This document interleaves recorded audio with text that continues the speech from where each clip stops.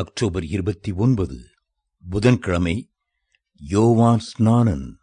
ஸ்திரீகளிடத்திலே பிறந்தவர்களில் யோவான் ஸ்நானனை பார்க்கிலும் பெரியவன் ஒருவனும் எழும்பினது இல்லை. மத்தேயு 11:11. இன்று பரிசுத்தவானாகிய யோவான் ஸ்நானனை சந்திக்கப் போகிறோம். அவருடைய தகப்பன் பெயர் ஆசாரியனாகிய சகரியா, தாயின் பெயர் எலிசபெத். இருவரும் ஆசாரிய குடும்பத்தை சேர்ந்தவர்கள். இயேசுவின் தாயும் யோவான் ஸ்நானனின் தாயும் ஒரே இனத்தவர்கள்.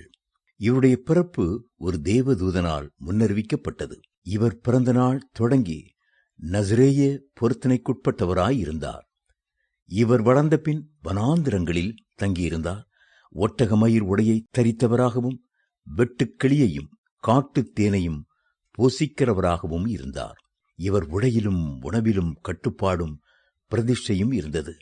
உலகத்தாரைப் போல பகட்டாக வாழாமல் வாழ்க்கையிலே எளிமையையும் தாழ்மையையும் காண்பித்தார்.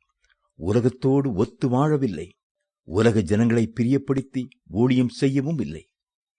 இயேசு கிறிஸ்துவை விட 6 மாதம் முதியவராயிருந்த போதிலும் இயேசுவை உயர்த்துகிறவராகவும் இயேசுவை குறித்து சாட்சி கொடுத்து ஜனங்களை இயேசுவண்டை வழி நடத்துகிறவராகவும் இருந்தார்.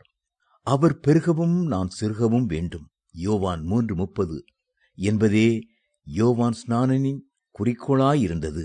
இயேசுவை குறித்து தேவகுமாரன் என்றும் உலகத்தின் பாவத்தை சுமந்து தீர்க்கிற தேவ ஆட்டுக்குட்டி என்றும் சாட்சி கொடுத்தார். யோவான் 1:29. உங்களுடைய வாழ்க்கையிலும் எப்பொழுதும் இயேசுவை உயர்த்துங்கள்.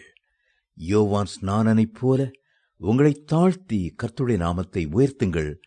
அதைவிட பெரிய பாக்கியம் வேறு ஒன்றுமில்லை. யோவான் ஸ்நானனிடம் ஜனங்கள் வந்து, நீர் யார் என்று கேட்கையில், யோவான் தன்னை ஒரு பெரிய தீர்க்கதரிசியாகவோ ஊழியக்காரனாகவோ உயர்த்தி மேன்மைப்படுத்தி சொல்லவில்லை. தன்னுடைய அந்தஸ்தையோ குடும்பத்தையோ அழைப்பையோ குறித்து எந்த விதத்திலும் பெருமை பாராட்டாமல், நான் வனாந்திரத்திலே கூப்பிடுகிறவனுடைய சத்தமாயிருக்கிறேன் என்று சொன்னார். யோவான் 1:23. எவ்வளவு தாழ்மை பாருங்கள். யோவான் ஸ்நானனுக்கு ஒரே ஒரு வேலையை கர்த்தர் நியமித்திருந்தார்.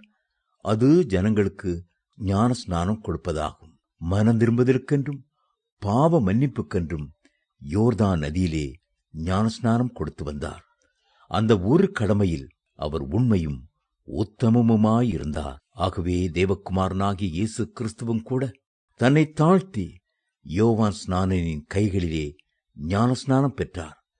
கர்த்தர் தாழ்மை உள்ளவர்களை மட்டும்தான் கிருபையாய் உயர்த்துகிறார்.